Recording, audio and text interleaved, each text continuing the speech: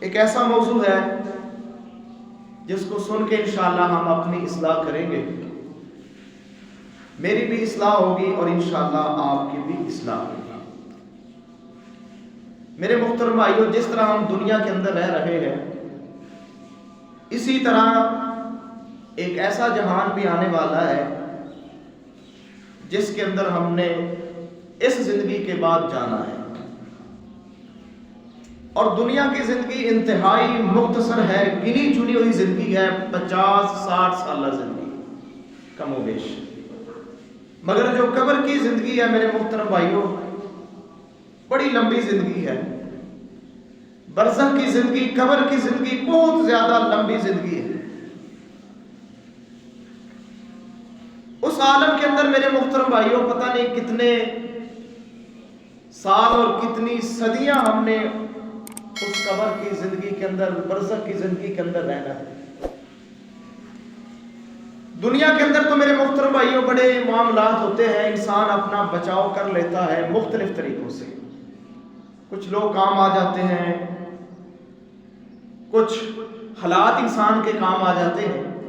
لیکن برزخی زندگی اور قبر کی زندگی وہ ہے جہاں صرف انسان کو کام آئیں گے تو نیک اعمال کام آئیں گے، اس کے علاوہ کوئی چیز نہیں ہے. وہاں میرے محترم بھائیوں جزا اور سزا بھی ہے. تو میرے محترم بھائیوں، آپ کے سامنے عذاب قبر کے بارے میں کچھ باتیں میں انشاءاللہ آپ کے سامنے رکھوں گا. قرآن کی آیات اور محمد الرسول اللہ صلی اللہ علیہ وسلم کی کچھ احادیث انشاءاللہ میں آپ کے سامنے رکھوں گا. اللہ سے دعا ہے اللہ مجھے بھی اور آپ کو بھی اپنی اصلاح کرنے کی توفیق عطا فرمائے. سب سے پہلی بات تو یہ ہے کہ عذاب قبر جو ہے یہ برحق ہے. کچھ لوگ اس کے برعکس عذاب قبر کے منکر بھی ہیں، لیکن حقیقت کے اندر یہ ہے کہ عذاب قبر بالکل حق ہے، قرآن سے بھی ثابت ہے اور محمد الرسول اللہ صلی اللہ علیہ وسلم کی متعدد احادیث سے بھی ثابت ہے. امام بخاری نے اپنی بخاری کے اندر کتاب الجنائز کے تحت قرآن کی 3 آیات پیش کی ہیں جن سے انہوں نے عذاب قبر کو ثابت کیا ہے، اور نبی علیہ الصلوۃ والسلام کی متعدد احادیث پیش کی ہیں جن سے یہ ثابت ہے کہ قبر کے اندر میت کو، قبر کے اندر جانے والے انسان کو عذاب ہوتا ہے اگر وہ برا ہے، اللہ کا نافرمان ہے، باغی بن کے زندگی اس نے گزاری ہے. تو میرے محترم بھائیو، سورہ غافر ہے، آیت نمبر 46 ہے، میں نے آپ کے سامنے تلاوت کی ہے. اس آیت کے اندر اللہ تعالیٰ نے آل فرعون کا ذکر کیا ہے. وہ آل فرعون جو پانی کے اندر، سمندر کے اندر غرق ہوئے تھے. اللہ تعالیٰ نے ان کو سمندر کے اندر، پانی کے اندر غرق کیا. تو اللہ تعالیٰ نے اس آیت کے اندر ان کے لیے 2 عذاب بیان کیے ہیں کہ 2 عذاب میں وہ مبتلا ہوں گے. اللہ فرماتے ہیں النار یعرضون علیہا غدوا وعشیا، کہ یہ آل فرعون صبح کے وقت بھی اور شام کے وقت بھی آگ کے اندر پیش کیے جاتے ہیں. یعنی ڈوبنے کے بعد، مرنے کے بعد، غرق ہونے کے بعد آل فرعون کو اور فرعون کے حواریوں کو جہنم کے اندر، یعنی آگ کے عذاب کے اندر پیش کیا جاتا ہے صبح بھی اور شام بھی.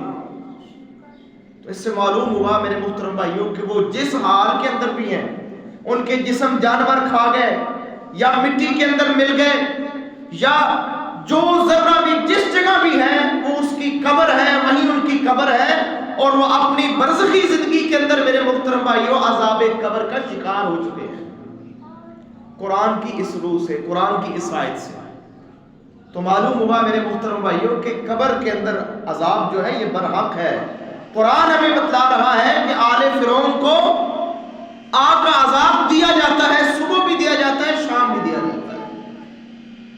اور آگے اللہ فرماتے ہیں وَيَوْمَ تَقُومُ السَّاعَةُ أَدْخِلُوا آلَ فِرْعَوْنَ أَشَدَّ الْعَذَابِ، کہ جس دن قیامت قائم ہوگی اللہ تعالیٰ اس دن حکم کریں گے کہ آل فرعون کو اب جہنم رسید کر دیا جائے، سخت عذاب کے اندر داخل کر دیا جائے.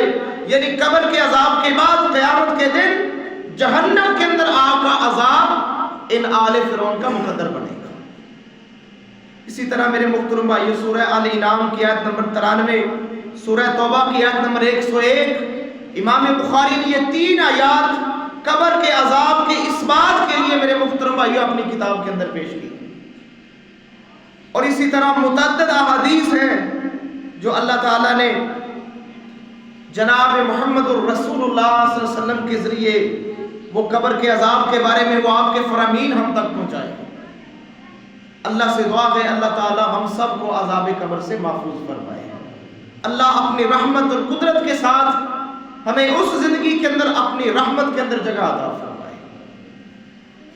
اسی طرح میرے محترم بھائیوں چند باتیں میں آپ کے سامنے رکھوں گا جن سے ہم انشاءاللہ یہ بات اخذ کریں گے کہ عذاب قبر سے بچنا کیسے ممکن ہے, نجات کیسے ہے, وہ کون سے اعمال ہیں جن کی وجہ سے انسان قبر کے اندر قبر کی سختیوں سے قبر کی ہولناکیوں سے انسان محفوظ رہتا ہے. اللہ سے دعا ہے اللہ کما ہم کو بیان کرنے کی توفیق عطا فرمائے. میرے محترم بھائیوں صحیح مسلم کے اندر 7214 نمبر کے اوپر حدیث موجود ہے. جناب محمد الرسول اللہ صلی اللہ علیہ وسلم فرماتے ہیں, کیا فرماتے ہیں اللہ کے نبی, قال لولا اللہ تدافنوا لدعوت اللہ ان یسمعکم من عذاب القبر. میرے نبی فرماتے ہیں کہ اگر مجھے یہ ڈر نہ ہو کہ آپ مردوں کو دفنانا چھوڑ دیں گے تو میرا دل کرتا ہے میں اپنے رب سے دعا کروں وہ تمہیں عذاب قبر سنا دے. یعنی جو قبر کے اندر عذاب ہو رہا ہے, قبر کے اندر جو عذاب کی کیفیت ہے, اللہ کے نبی فرماتے ہیں اگر تمہیں مجھے یہ اس بات کا خدشہ نہ ہوتا کہ تم بھاگ جاؤ گے مردے دفنانے چھوڑ جاؤ گے تو میں تمہیں وہ عذاب کی کیفیت سنوا دیتا.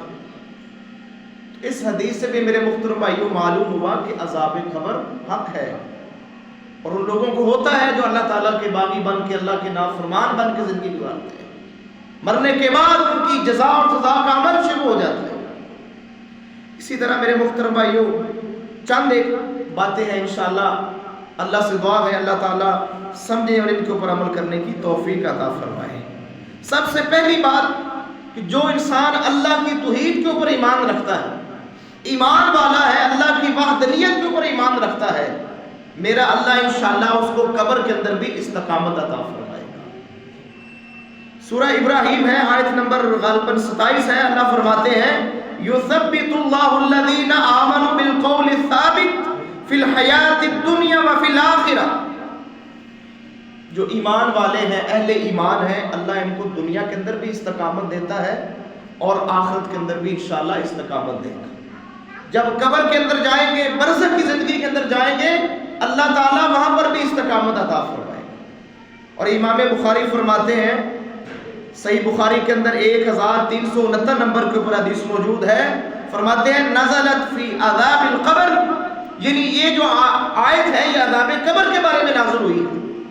یعنی اللہ تعالیٰ ان لوگوں کو بچا لیتے ہیں جن کے اندر ایمان ہوتا ہے, صاحب ایمان ہوتے ہیں, اللہ ان کو عذاب قبر سے محفوظ کر لیتے ہیں. اللہ سے دعا ہے اللہ تعالیٰ ہمیں اپنے ایمان کی حفاظت کرنے کی توفیق عطا فرمائے. اللہ سے دعا ہے اللہ تعالیٰ ایمان کے ساتھ زندگی گزارنے کی توفیق عطا فرمائے اور ایمان کے اوپر ہی اللہ تعالیٰ ہمارا خاتمہ فرمائے. اسی طرح میرے محترم بھائیوں صحیح بخاری کے اندر 1372 سے لے کر 1378 نمبر کے اوپر جتنی احادیث ہیں یہ ساری احادیث عذاب قبر کے بارے میں, اس کے اس بات کے بارے میں امام بخاری نے پیش کی. ان کا مطالعہ کرنا چاہیے, انشاءاللہ ایمان بھی تازہ ہوتا ہے اور اصلاح کا موقع بھی ملتا ہے کہ ایک ایسے جہان کے اندر جانا ہے جہاں نہ تو کوئی مدد کرنے کے لیے کوئی والدین آئیں گے, نہ کوئی عزیز و اقارب آئیں گے, نہ کوئی دوست آئیں گے, کوئی نہیں آئے گا. وہاں صرف کام آئیں گے تو انسان کے نیک اعمال کام آئیں گے. نہ تو کسی کو انسان بتا سکتا ہے کہ میرے ساتھ یہ ہو رہا ہے, نہ کوئی پوچھ سکتا ہے کہ تیرے ساتھ کیا ہو رہا ہے. فرد واحد میرے محترم بھائیوں قبر کے اندر ہوگا اور اسی کو یہ ساری صورتحال کا سامنا کرنا پڑے گا, اسی کو یہ سب جھیلنا پڑے گا, کوئی اس کی مدد کے لیے نہیں آئے گا. تو میرے محترم بھائیوں اس جہان کی فکر کریں جس جہان کے اندر صدیوں رہنا ہے.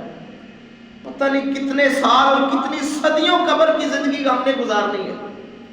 تو اس جہان کو بہتر کرنے کے لیے اپنے اعمال کو بہتر بنائیں, اپنے عقائد کی اصلاح کریں. یہی سب سے بڑا اور بہترین موقع ہمارے پاس ہے. آپ کے پاس ہے کہ اپنی اصلاح کر لیں. جس انداز کے ساتھ زندگی گزاریں گے, جو طرز عمل رکھیں گے میرے محترم بھائیوں, وہی انداز ہمارا قبر کے ساتھ ہمارے ساتھ ہوگا. اچھی زندگی گزاریں گے, نیک بن کے زندگی گزاریں گے, ایماندار بن کے زندگی گزاریں گے, اللہ سے ڈر کے زندگی گزاریں گے, تو انشاءاللہ قبر بھی استقبال کرے گی. قبر کی ساری کیفیت, قبر کے سارے مناظر انسان کو خوش کر دیں گے. انسان کی تنہائی کو, انسان کی فکری کو, ہر چیز کو جس سے انسان غم زدہ ہوگا, انشاءاللہ اعمال صالح کی برکت سے اللہ تعالیٰ روشن کر دیں گے, منور کر دیں گے.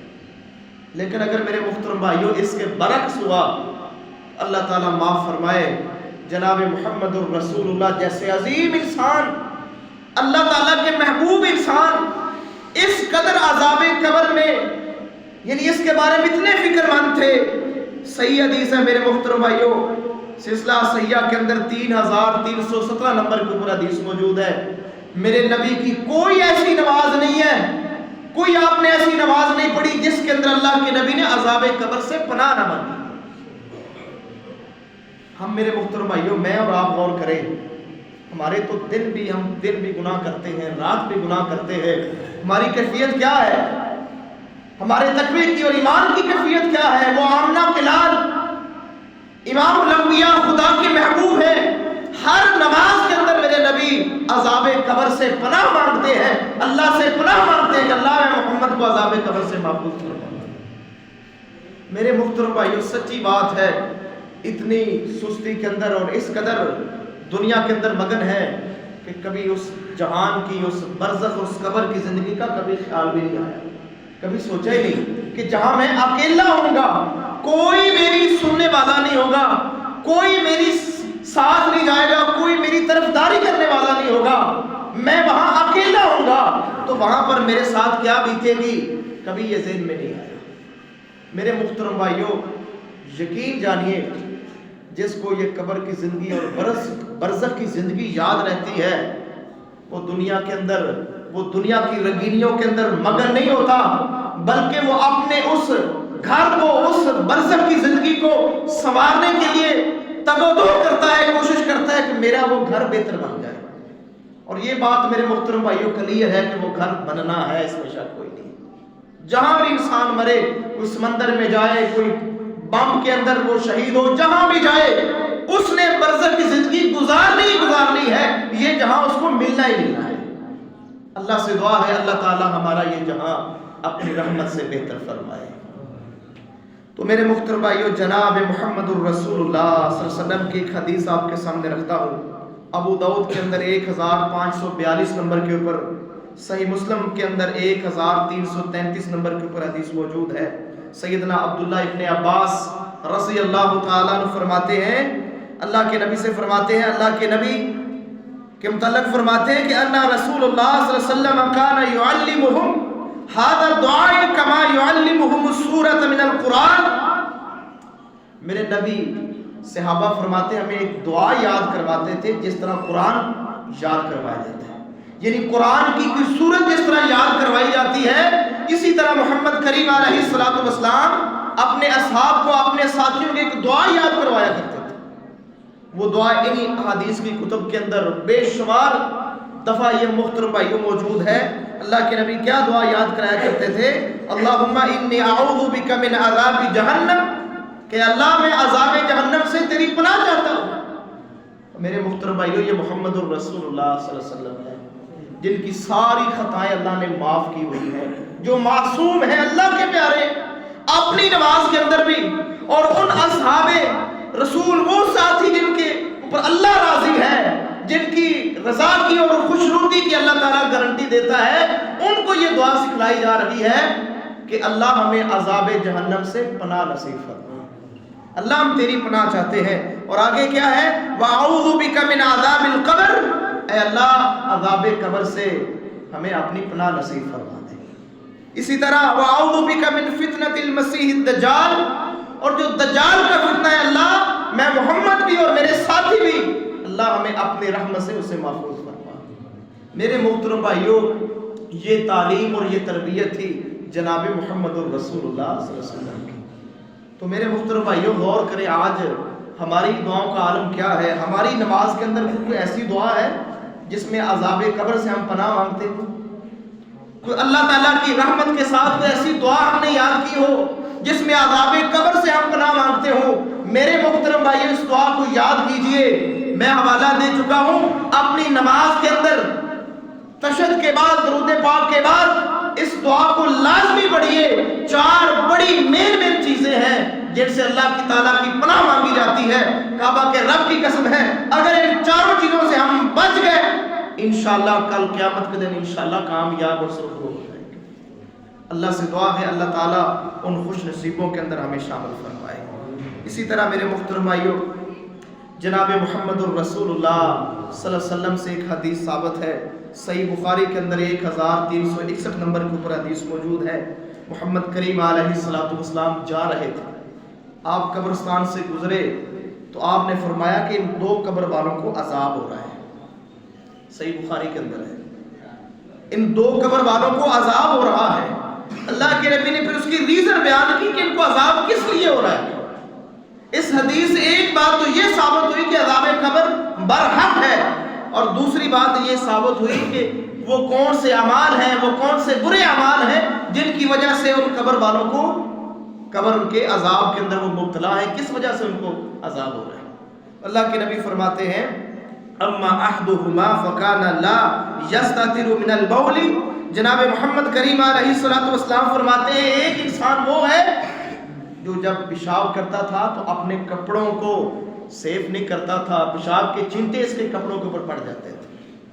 میرے محترم بھائیو، ذرا غور کیجیے، آج کے اس دور کے اندر طہارت کا یا پاکیزگی کا اور اپنے آپ کو سیف رکھنے کا کتنا بندوبست کیا جاتا ہے۔ اتنی جلدی ہوتی ہے میرے محترم بھائیو بعض انسانوں کو کہ واش روم گئے یا کہیں پیشاب کرنے کے لیے بیٹھے ہیں تو اتنی جلدی ہوتی ہے کہ نہ تو وہ پیشاب کے چھینٹوں سے اپنے کپڑوں کو محفوظ کرتے ہیں اور نہ خود محفوظ ہوتے ہیں۔ میرے محترم بھائیو، یہ سوچنے والی باتیں ہیں جس کو ہم بالکل معمولی سمجھتے ہیں کہ یہ کوئی بڑا گناہ نہیں ہے۔ میرے نبی کیا فرما رہے ہیں کہ اس گناہ کی وجہ سے اس قبر والے کو عذاب ہو رہا ہے۔ تو میرے محترم بھائیو، یہ کوشش کیا کریں کہ جس جگہ پہ بھی یہ حاجت کا مسئلہ ہو، سب سے پہلے اپنے کپڑے محفوظ کریں، اپنے آپ کو سیف کریں کہ پیشاب کے چھینٹے آپ تک نہ پہنچیں۔ جس حد تک ممکن ہو یہ ذہن کے اندر ہو کہ میں نے اپنے آپ کو پاک رکھنا ہے، اس سے بچانا ہے، انشاءاللہ اگر کوئی کمی بیشی ہوتی بھی ہے اللہ تعالیٰ معاف کر دے گا۔ لیکن اگر کیفیت یہ ہو کہ کوئی بات نہیں، بس مجھے جلدی ہے، مجھے جلدی اٹھنا ہے، میں نے جلدی جانا ہے، تو میرے محترم بھائیو اکثر ایسا ہوتا ہے کہ انسان کی جو کپڑے ہیں وہ پاکیزہ اور صاف نہیں رہتے۔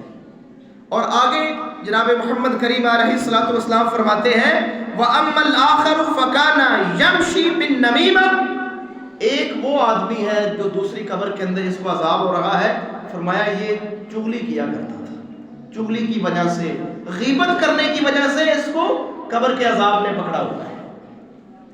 میرے محترم بھائیو، چغلی کرنا، غیبت کرنا، یہ دونوں بڑے بڑے گناہ ہیں جن کی وجہ سے انسان قبر کے عذاب کے اندر گرفتار ہو سکتا ہے۔ اس گناہ سے بچنا ہے۔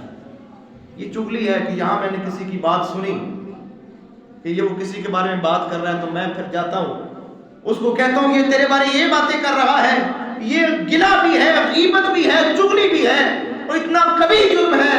محمد کریم علیہ السلام نے اپنی امت کو بتلا دیا کہ میں نے دیکھا ہے کہ اس قبر کے اندر اس بندے کے ساتھ عذاب کے ساتھ اس کے ساتھ یہ سلوک کیا جا رہا ہے، تو وجہ یہ ہے کہ یہ انسان چغل خور ہے۔ اللہ سے دعا ہے اللہ تعالیٰ ہمیں محفوظ فرمائے۔ میرے محترم بھائیو، اللہ سے معافی مانگا کریں۔ یہ غیبت، یہ چغلی، اس قسم کے جو جرائم ہیں یہ انسان کر جاتا ہے اور خیال بھی نہیں ہوتا کہ میں کیا کر رہا ہوں، اپنی طرف سے سمجھتا ہے کہ میں بہت اچھا کر رہا ہوں، لیکن کیا پتا اس کو کہ اپنی قبر کے اندر وہ قبر کے عذاب کو دعوت دے رہا ہے۔ اللہ سے دعا ہے اللہ ہمیں محفوظ فرمائے۔ اسی طرح میرے محترم بھائیو، جناب محمد الرسول اللہ صلی اللہ علیہ وسلم کی ایک بڑی خوبصورت حدیث ہے، صحیح ابن حبان کے اندر 3113 نمبر کے اوپر حدیث موجود ہے، بڑی معروف حدیث ہے اور حسن درجے کی حدیث ہے کہ جناب محمد کریم علیہ السلام فرماتے ہیں جب انسان کو قبر کے اندر دفنا دیا جاتا ہے، مٹی ڈال دی جاتی ہے، تو پھر قبر کا عذاب جو ہے وہ آنا شروع ہو جاتا ہے۔ تو اللہ کے نبی فرماتے ہیں فیؤتی من قبل راسہ فتقول السلام ما قبل مدخل. جناب محمد کریم علیہ الصلوۃ والسلام فرماتے ہیں قبر کا عذاب اگر سر کی طرف آتا ہے تو جو انسان نمازی ہے, نماز سے محبت کرنے والا ہے, دنیا کے اندر نماز پڑھتا تھا, پنجگانہ نماز پڑھتا تھا, تو سر کی طرف نماز آ جاتی ہے, وہ کہتی ہے کہ یہاں سے راستہ نہیں ہے. معلوم ہوا میرے محترم بھائیوں, قبر کے عذاب سے بچانے والی نماز یہ بہترین عبادت یہ نماز ہے. جو نماز کے اندر سستی کرتا ہے میرے محترم بھائیوں, وہ خود سوچے جب قبر کا عذاب اس کے سر کی طرف آئے گا تو کون اس کو بچائے گا, کون رکاوٹ بنے گا عذاب قبر سے. جب انسان بے نماز دنیا کے اندر زندگی گزارتا ہے اور بے نماز ہی دنیا سے چلا جاتا ہے تو میرے محترم بھائیوں وہ قبر کا عذاب اس کے سر کے اوپر اس کو پکڑ لیتا ہے. اللہ کے نبی فرماتے ہیں نماز اس کے سر کی طرف آ جاتی ہے اور کہتی ہے یہاں سے راستہ نہیں ہے. اسی طرح فرمایا ثم یؤتی من یسارہ فتقول الزکاۃ. جب وہ انسان کے بائیں طرف سے حملہ کرنے کی کوشش کرتا ہے, عذاب آتا ہے, تو زکات آ جاتی ہے, کہتی نہیں یہاں سے کوئی راستہ نہیں ہے, یہاں سے تم عذاب اس میت کو نہیں ہو سکتا.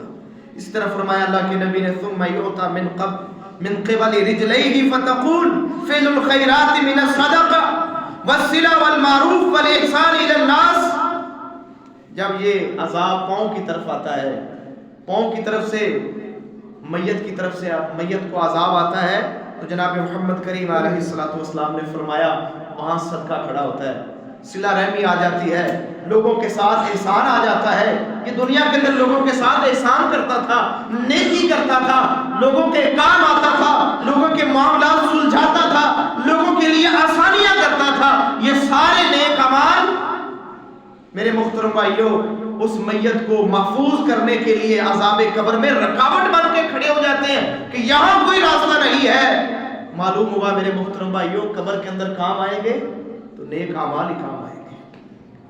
یہ صلہ رحمی, یہ صدقہ, یہ خیرات, یہ نماز, یہ زکوٰۃ, یہ لوگوں کے اوپر احسان کرنا, لوگوں کے ساتھ اچھائی کا معاملہ کرنا, میرے محترم بھائیوں یہ تیری قبر کو تیرے لیے میرے محترم بھائیوں جنت کا ٹکڑا بنا دیں گے جب ان اعمال کے ساتھ وہ قبر کے اندر جائے گا. اللہ سے دعا ہے اللہ ہمیں یہ اعمال کرنے کی توفیق عطا فرمائے. اسی طرح اللہ کے نبی فرماتے ہیں اسی حدیث کے اندر ثم یؤتی عن یمینہ فیقول الصیام ما قبل مدخل.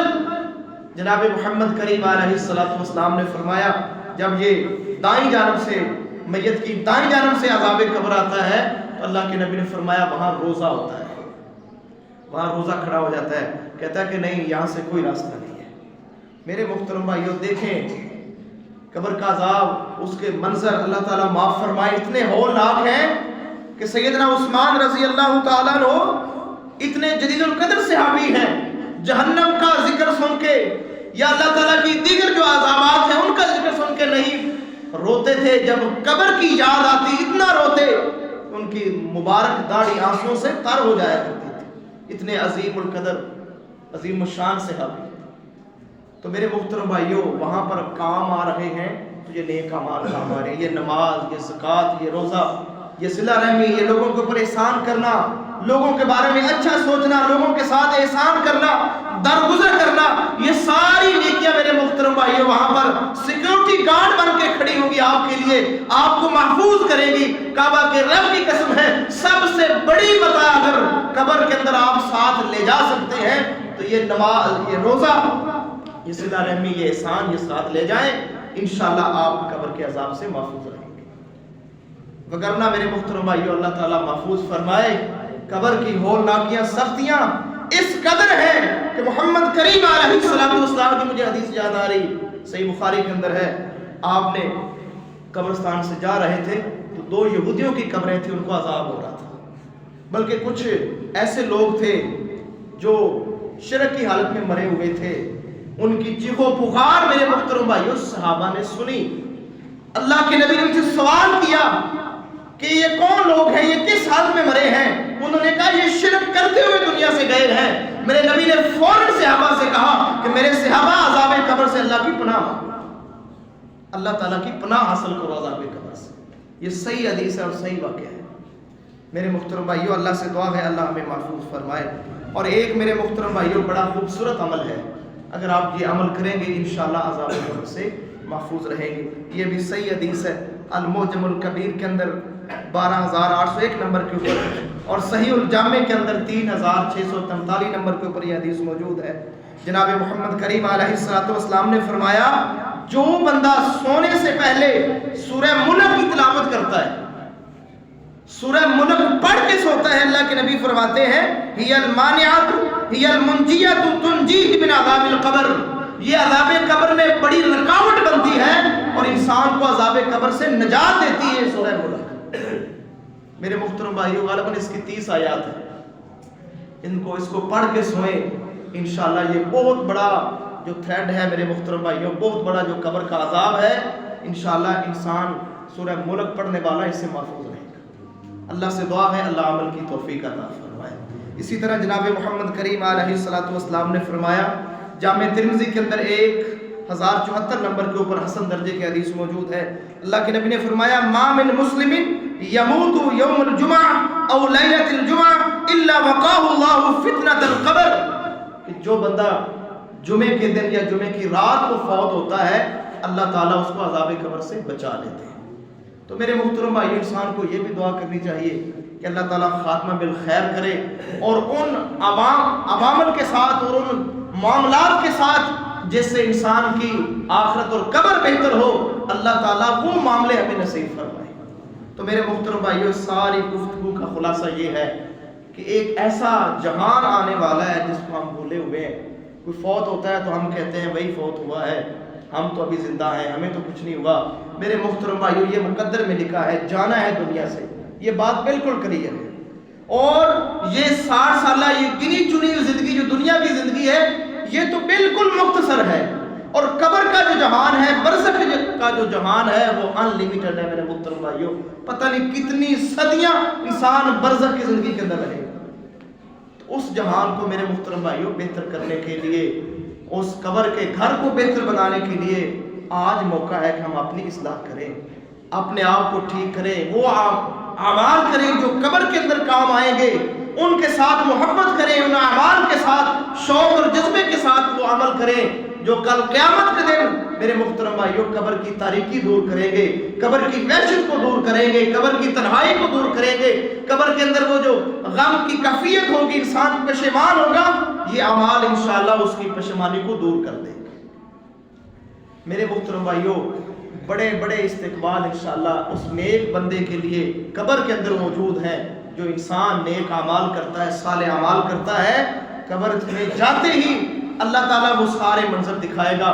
جناب محمد کریم علیہ السلام اللہ کے نبی فرماتے ہیں کہ نیک بندے کو قبر کے اندر تقریباً ہر روز اس کو جنت کا منظر دکھایا جاتا ہے کہ یہ تیرا ٹھکانہ ہے, تو جنت کے اندر جانے والا ہے, اللہ کی رحمت کے اندر آنے والا ہے. میرے محترم بھائیوں اس کی خوشی کا کیا عالم ہوگا جب جنت کے اندر, قبر کے اندر وہ جنت کے منظر دیکھے گا, مناظر دیکھے گا, کتنا خوش ہوگا اور کتنا اپنے آپ کو خوش نصیب سمجھے گا کہ میں یہاں جانے والا ہوں. اور فرمایا ایک بدبخت وہ بھی ہوگا جس کو روز جہنم کا منظر دکھایا جاتا ہے کہ تیرا ٹھکانہ, تیرا اصل گھر یہ جہنم ہے, یہ آگ ہے. بتائیے میرے محترم بھائیو اس کے غم کی کیفیت کیا ہوگی, اس کے دکھ اور پشیمانی کی کیفیت کیا ہوگی, جس کو قبر کے اندر برزخ کے اندر عذاب میں مبتلا ہے اور ساتھ بتلایا جاتا ہے کہ اس سے سخت عذاب جہنم وہ تیرا انتظار کر رہی ہے. بتلائیے میرے محترم بھائیو اس کے غم اور اس کے دکھ کی کیفیت کیا ہوگی. تو میرے محترم بھائیو بہتر ہے کہ اللہ نے یہ موقع دیا ہے, اللہ نے یہ زندگی, یہ سانس عطا کیے ہیں, اپنی اصلاح کریں, نماز کی طرف آئیں, زکوٰۃ اور صدقات کی طرف آئیں, نیک اعمال کی طرف آئیں.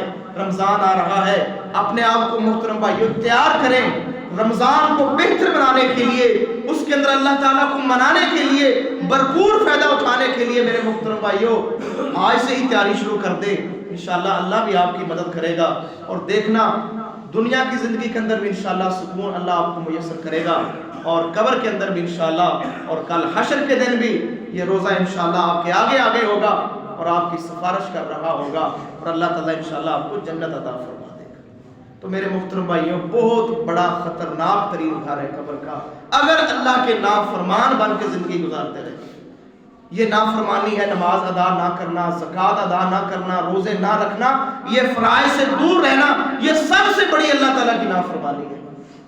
اور سب سے بڑے قرب کا ذریعہ جو ہے میرے محترم بھائیوں، اللہ کا قرب پانے کا ذریعہ یہ فرائض ہی ہے، یہ نماز، یہ روزہ، یہ زکوٰۃ، یہ احسان، یہ نیکیاں، یہ سب سے زیادہ اللہ تعالیٰ کے قرب کا ذریعہ بنتی ہے۔ اللہ سے دعا ہے اللہ تعالیٰ ان اعمال کو کرنے کی توفیق عطا فرمائے۔ اللہ سے دعا ہے اللہ اپنی رحمت اور قدرت کے ساتھ ہم سب کو عذاب قبر سے محفوظ فرمائے۔ اللہ تعالیٰ اس ہمارے گھر کو اپنی رحمت کے ساتھ ہمارے لیے باعث سکون بنائے۔ جتنے بھی مسلمان فوت ہو چکے ہیں اللہ تعالیٰ سب کو عذاب قبر سے محفوظ فرمائے۔ اللہ سے دعا ہے اللہ عمل کی توفیق عطا فرمائے، اللہ کبھی کوتاہی اپنی رحمت سے معاف فرمائے۔